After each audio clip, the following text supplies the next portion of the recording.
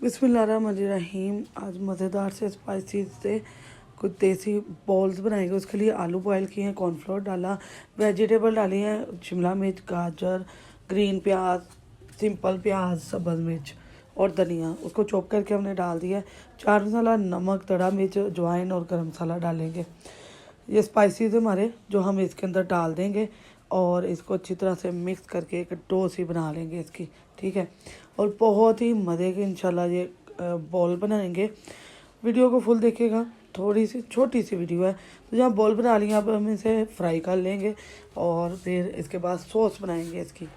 तो यहाँ हमने बॉल डाल ली हैं और इसको फुल आंच पर हमने पकाया 1 मिनट के लिए।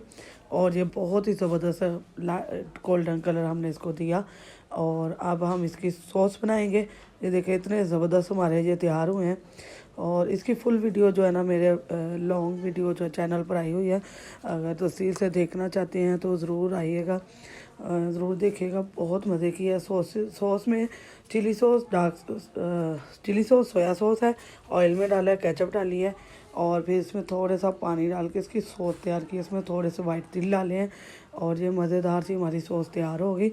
फिर इसके अंदर हमने बॉल डाल के उनको थोड़ा सा मिक्स कर लिया।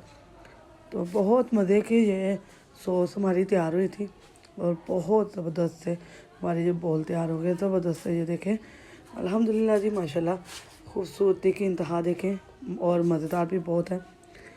दुआ में याद रखिएगा। फिर हाज़िर होंगे एक नई वीडियो के साथ। अल्लाह हाफिज़।